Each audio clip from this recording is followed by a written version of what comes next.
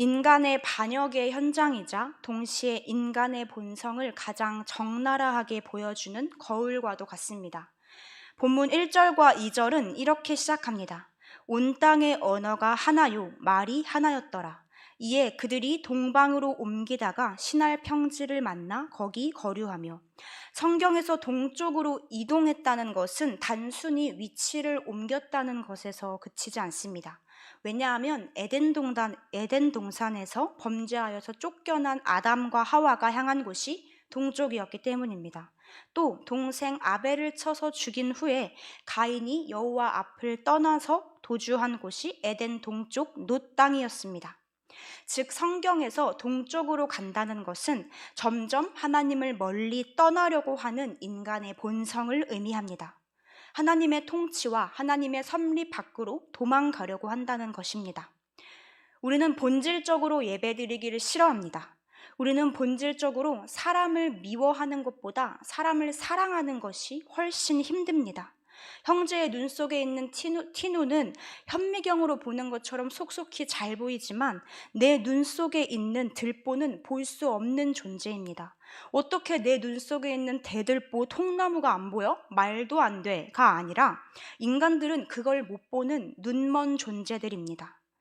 잘 기억나지 않는 어린 시절에 예수님께서 십자가에 못 박히는 영화를 보면서 항상 제가 울었던 곳은 예수님이 십자가에 못 박히시는 장면이었습니다. 그런데 지금은 다른 장면에서 눈물이 나옵니다. 제가 그 영화를 보면서 우리 모두 영화나 드라마에는 빌런이 있잖아요. 제가 어렸을 때 생각했던 그 영화의 빌런은 유대인들이었습니다. 예수님의 이적을 보고 말씀을 제일 잘 안다는 사람들이 어떻게 하루아침에 예수님을 십자가에 못 박을 수 있나. 그래서 저는 그 유대인들을 정말 미워하고 그들이 꿈에 나오기까지도 했었는데요. 지금은 그 유대인의 모습과 제 모습이 크게 다르지 않는 모습을 발견하고 눈물을 흘리곤 합니다. 이처럼 하나님의 은혜가 아니면 끊임없이 하나님을 반역하고 예수 그리스도를 십자가에 못 박으려고 하는 그 악한 본성이 오늘 본문에 이 신할평지에 모인 사람들에게도 동일하게 드러납니다. 그들은 신할평지로 계속 동쪽으로 이동하다가 신할평지를 만나고 그 신할평지에 거류하기로 결정을 합니다. 그런데 하나님께서 창세기 1장에서 아담에게 또 창세기 9장에서 홍수 이후 노아에게 명령하신 것이 있었습니다. 생육하고 번성하여 땅에 충만하라.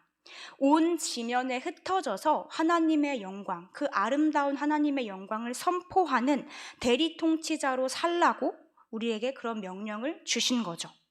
하나님만 하실 수 있을 것 같은 그 충만의 영역을 우리 인간에게도, 피조물인 우리에게도 그 충만의 영역을 허락하신 것입니다. 그러나 하나님을 떠난 인간은 흩어지기를 거부합니다. 이 신할평지에 선 사람들은 사방이 뻥 뚫려 있는 이 허허벌판 같은 신할평지 앞에서 언제 맹수가 덮칠지 또 언제 그 끔찍한 홍수가 들이닥칠지 모르는 공포가 있었을 것입니다. 그리고 이 평지는 정말 위험한 순간에 자신들을 보호해 줄 수 없을 거라고 결론을 내립니다. 그래서 그들은 자신들만의 요새를 만들고 그 안에 거주하며 스스로 안전을 확보하려고 합니다. 그들이 불안을 극복하고 자신들만의 안식처를 만들기 위해서 꺼내든 무기가 바로 기술의 발전이었습니다. 3절을 보십시오. 서로 말하되 자 벽돌을 만들어 견고히 굽자 하고 이에 벽돌로 돌을 대신하며 역청으로 진흙을 대신하고. 신할평지에서 그들은 흙을 불에 구우면 아주 단단한 건축 자재가 된다는 사실을 발견합니다. 이전까지는 자연 상태의 돌과 진흙을 의지해야 했지만 이제는 인간의 힘으로 돌보다 더 단단한 벽돌을 만들 수 있게 되었고 진흙 대신 물이 새지 않는 역청을 발견했습니다. 엄청난 발전이고 발견이죠. 자연 속에서 돌과 진흙을 찾느라 고생했을 것을 이제는 점토로 벽돌을 굽고 항아리까지 만들며 그들은 자신들의 지혜와 기술을 그 사이에서 도취되어 있었을 것입니다.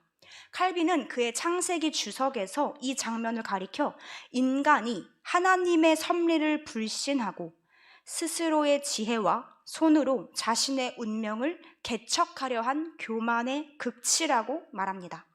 인간의 기술을 발전시킬 수 있는 이성과 창의성은 하나님께서 주신 은혜의 결과입니다. 땅을 정복하라는 명령을 수행하기 위해서 하나님만 가지실 수 있는 지혜를 허락하신 거죠. 하지만 전적으로 타락한 이 인간들은 그 선한 선물을 하나님을 예배하고 이웃을 섬기는 데 사용하지 못하고 창조주로부터 멀어지는 도구로 잘못 사용합니다. 자연 상태의 돌과 진흙에 의존하면서 힘들게 수동적으로 살던 삶에서 흙을 불에 구워서 내구성을 강화하고 완벽한 방수 소재를 결합해낸 이 기술이야말로 그들은 이렇게 생각했을 것입니다. 이제 하나님 없이도 우리 스스로 통제할 수 있겠구나. 하나님 없이도 우리의 안전을 스스로 지킬 수 있다라는 교만함까지 불러일으킨 것입니다. 이제 그들이 하는 일은 성읍과 탑을 건설하는 일입니다. 건설하다, 만들다, 세우다, 이 모든 동사에는 인간의 능동적인 행위가 강조되어 있습니다. 하나님의 창조를 의존하는 것이 아니라 자기의 힘으로 무언가를 창조해 내려고 한다는 것이죠. 여러분, 우리의 지난 일주일의 삶은 어떠하셨습니까? 하나님의 섭리와 주신 것에 감사하며 살았습니까? 아니면 내 불안을 없애고 내 존재와 내 이름을 증명해내기 위해서 내 손으로 어떻게든 역청을 만들고 벽돌을 구우며 버티셨습니까? 그들이 탑을 세우며 외친 구호가 4절에 나옵니다. 우리 함께 4절 말씀을 같이 읽어봅시다.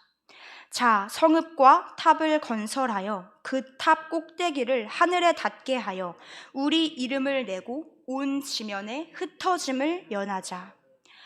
탑을 의미하는 이 미그달이라는 단어는 크다, 가돌이라는 어근에서 나왔습니다. 결국에 탑을 짓는 목적이 크다, 커지고 싶었기 때문입니다. 인간은 끊임없이 커지고 싶어하고 끊임없이 높아지려고 합니다.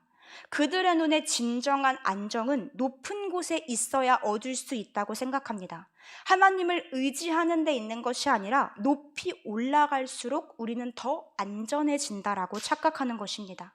그래서 그 수많은 사람들이 높은 지위에 올라가려고 합니다. 왜냐하면 그 자리에 오르면 나를 괴롭히는 그 현실들 속에서 안전할 거라고 착각하기 때문이죠. 더 높은 층수의 펜트하우스를 원하고 직장에서는 길을 쓰고 피라미드 꼭대기로 올라가려고 합니다. 심지어 식당에 가서 심지어는 주차를 해도 남들보다 조금이라도 더 좋은 자리를 차지해야 직성이 풀리는 것이 인간입니다. 세상에 이 수직관계가 내 인생의 기준인 것 마냥 그 기준에서 조금이라도 밑으로 내려가면 내 인생이 무너질 것처럼 두려워합니다. 이것이 현대판 바벨탑을 쌓는 우리의 민낯입니다. 그리고 사람은 스스로의 이름을 자꾸만 역사 속에 남기려고 합니다. 인간의 창조 목적이 무엇입니까? 하나님의 영광, 더도 말고 덜도 말고 하나님의 영광인데 그걸 자꾸만 잊고 과장하고 교만하고 창조주를 배제한 채 인간 중심주의로 그렇게 바벨탑 안에 인본주의가 따리를 틀고 있다는 것입니다. 그들은 흩어지면서 얻게 될 안전의 상실, 힘의 상실을 두려워한 나머지 하나님의 명령에 정면으로 대항하는 거짓 연합을 선택합니다. 인간들은 자신들이 갖고 있는 기술력과 자신들이 갖고 있는 단결력을 동원하여서 탑 꼭대기를 하늘에 닿게 하기 위해서 야심차게 공사를 진행합니다. 마치 민수기 13장에서 가나안 땅을 정탐했던 자들이 그 성읍들은 크고 성곽은 하늘에 닿았으며 라고 고백했던 것처럼 바벨의 인간들도 자신들의 건축물이 하늘을 뚫고 올라갈 것이라고 착각했습니다. 그런데 여러분, 본문 5절에서 시선이 바뀌는 걸 볼 수 있습니다. 1절부터 4절까지는 인간의 헛된 수고를 말하는데 5절부터 9절까지는 하나님의 행위로 시선이 옮겨집니다. 그래서 많은 사람들은 이 5절을 이 바벨탑 이야기의 중심점이다라고 이야기합니다. 여기서 발견할 수 있는 것은 엄청난 역설입니다. 인간들은 자신들의 탑을 쌓기 위해서 하늘을 뚫고 계속해서 탑을 쌓으려고 탑을 쌓았다고 착각하며 기세등등합니다. 그런데 창조주 하나님은 그 탑이 너무 작고 초라해서 보이지도 않아서 도대체 얘네들이 뭘 만들었는지 저 높은 곳에서 내려오셔야만 그 탑을 볼 수 있었다는 것입니다. 아무리 인간이 발돋움을 치고 발버둥을 쳐도 바벨탑을 쌓아도 하늘에는 미치지 못합니다. 여기서 성경은 그들을 가리켜서 아담의 아들들이라고 부릅니다. 흙으로 지음받아서 흙으로 돌아갈 수밖에 없는 연약한 피조물, 그리고 죄인의 후손들에 불과하다고 성경은 선언해버리는 것입니다. 인간의 위치가 바로 그곳입니다.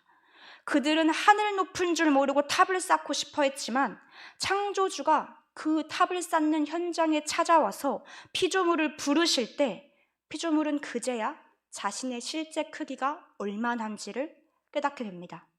그 옛날 하나님께서 선악과를 따먹고 범죄한 아담을 찾아오셨을 때, 그 아담을 부르셨을 때 하나님의 자리에 오르기 위해 선악과를 따먹었던 아담이 그제서야 자신의 실제 크기를 깨닫고 부끄러워했던 것처럼 말이죠. 하나님을 떠나서 독립을 선언한 모든 시도는 결국 스스로의 유한성을 폭로하는 수치에 불과합니다.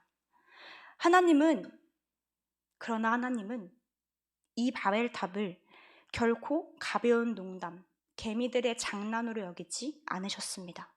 매우 심각한 반역으로 받아들이셨고 6절에서 하나님은 이렇게 말씀하십니다.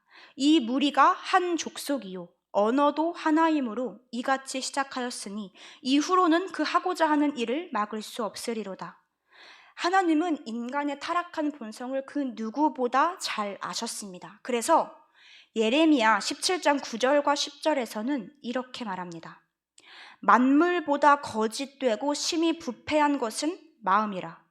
누가 능히 이를 알리오마는 나 여호와는 심장을 살피며 폐부를 시험하고 각각 그의 행위와 그의 행실대로 보응하나니. 아멘.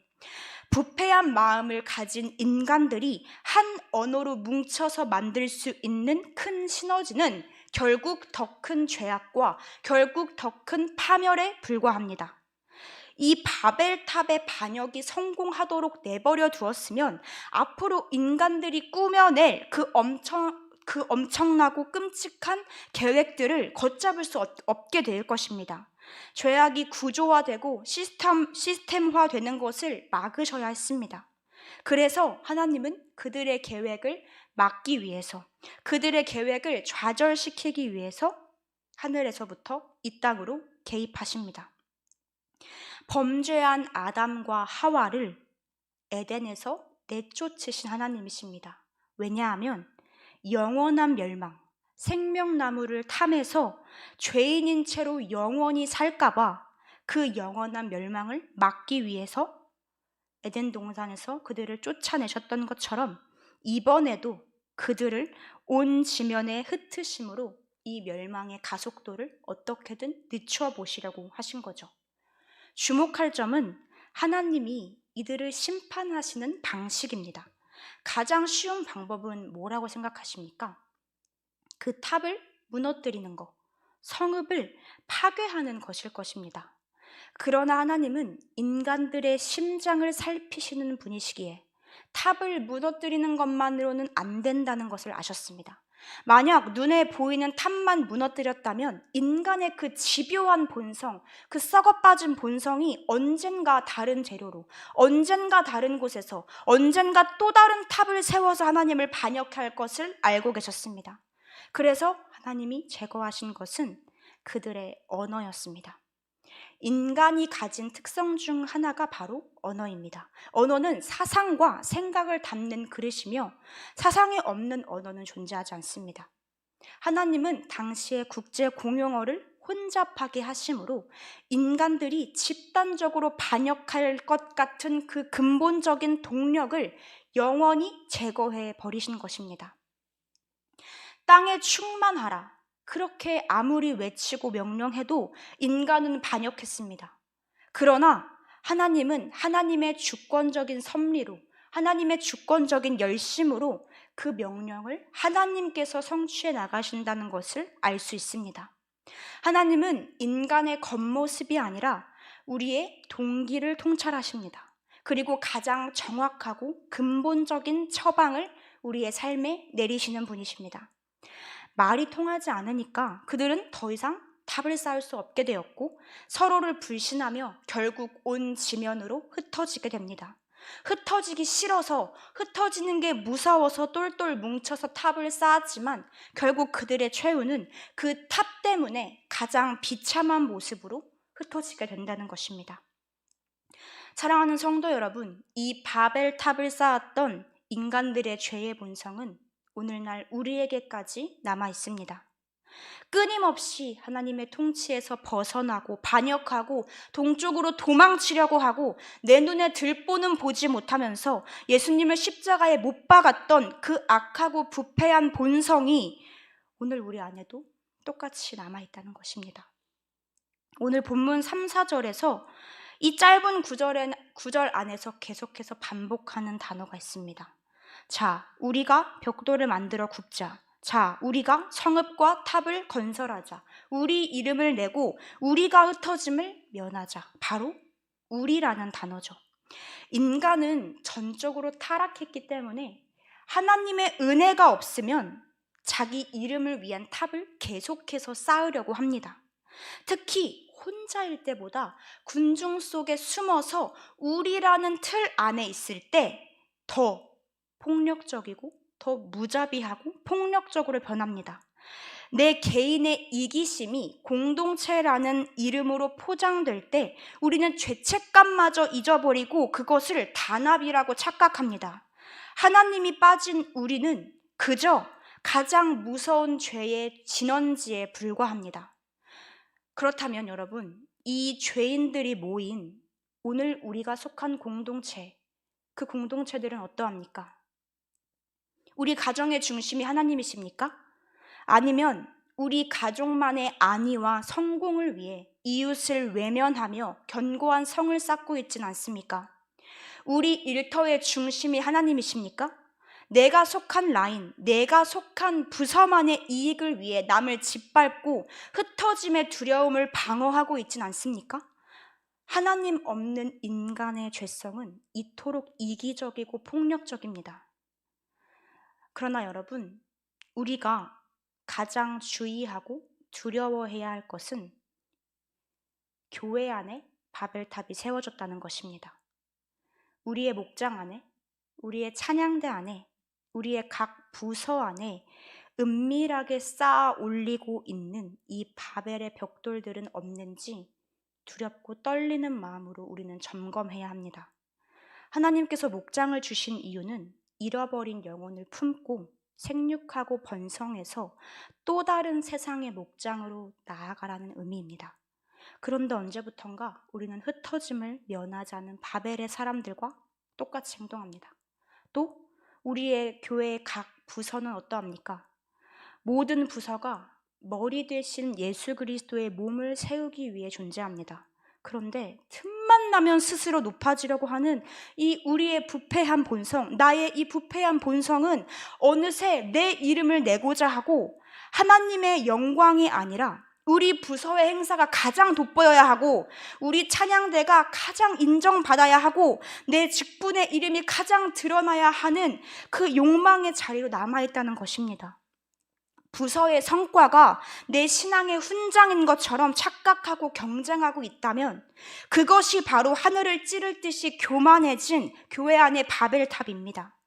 하나님이 주인이 아닌 목적 잃은 공동체는 썩기 마련이며 십자가의 은혜가 빠진 종교적인 우리라는 틀은 결국 서로를 찌르고 판단하는 정죄의 무기가 되고 맙니다. 우리가 하나님의 은혜를 1초라도 포기하는 순간 우리는 다시 십자가의 예수님을 못 박습니다. 내 불안을 감추고 내 존재를 증명하기 위해서 내 이름을 드러내기 위해서 교회 안에서도 끊임없이 봉사와 직분이라는 역청을 바르고 종교적인 벽돌을 굽기 시작한다는 것입니다. 하나님께서 이들의 언어를 흩으셨을 때 그것은 파멸이 아니었습니다. 죄악으로 폭주하고 있는 이 폭주 기관차와 같은 이 끔찍한 하나님 없는 우리의 연합을 끊어내시기 위함이었습니다. 내 이름을 내고 내 안전만 생각하고 부패하고 있는 우리는 십자가 앞에 철저히 무너져야 합니다. 하나님께서 바벨의 사람들은 자기의 힘으로는 절대 길을 쓰고 탑을 높이 쌓을 수 없습니다. 결코 그 탑은 하늘을 찌를 수 없습니다. 그러나 여러분, 우리가 믿는 그 예수 그리스도, 우리 예수 그리스도께서 못 박히신 십자가는 무엇입니까? 우리가 하늘로 올라간 것이 아니라 하늘에 계신 아버지께서, 하늘에 계신 창조주께서 친히 이 낮은 땅, 이 더럽고 비참한 죄악의 현장으로 내려오신 것입니다. 우리가 구워낸 벽돌은 결국 무너지지만 예수 그리스도께서 흘리신 그 보혈은 결코 무너지지 않는 참된 연합과 영원한 안전을 우리 교회에게 허락하십니다. 여러분, 오늘 우리는 어떤 우리로 이 자리에 모여 있습니까? 여전히 우리라는 군중 속에 숨어서 내 불안을 잠재우기 위해, 내 안전을 위해 인간의 의로 쌓아 올린 바벨탑의 모습입니까? 아니면 철저한 나의 무능함, 나의 유한성을 인정하며 예수 그리스도의 그 십자가 보혈 앞에 엎드린 은혜의 사람입니까? 우리가 속한 모든 공동체, 우리가 있는 그 자리마다 진흙 같은 연약함을 끌어안는 십자가의 공동체로 거듭나길 소망합니다. 내 이름을 걸고 내 안전을 지키려던 그 이기적인 바벨탑이 철저히 무너지고 오직 하나님의 영광만을 높이며 서로를 살려내기 위해 더 발돋움하는 믿음의 가정, 믿음의 일터, 그리고 우리 평화교회, 우리 모든 목장과 우리의 부서 되기를 간절히 소망합니다. 함께 기도하겠습니다. 살아계신 하나님, 우리의 평화교회를 세우신 하나님, 은혜 없이는 단 한순간도 살 수 없는 끔찍한 죄인들이 십자가 앞에 무릎을 꿇습니다. 주님, 우리는 하나님 없이 스스로 안전해지려고 끊임없이 벽돌을 굽고 역청을 발라 교만의 바벨탑을 쌓았음을 고백합니다. 세상뿐만 아니라 이 교회 안에서도 우리끼리의 단합으로 포장하며 내 연약함을 철저히 감추고 서로를 정죄했습니다.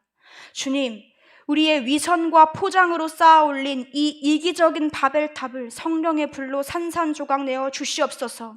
우리는 하늘에 닿으려 발버둥 쳤지만 주님은 이 낮고 천한 우리의 심령 한가운데로 십자가를 지고 친히 내려오셨음을 믿으며 그 십자가의 은혜로 말미암아 내가 속한 가정, 내가 속한 일터, 우리 교회의 모든 목장과 부서가 껍데기뿐인 요새가 아닌 십자가의 은혜 공동체 될 수 있도록 도와주시옵소서. 사람의 소리를 끄고 내 심장을 살피시는 주님 앞에 홀로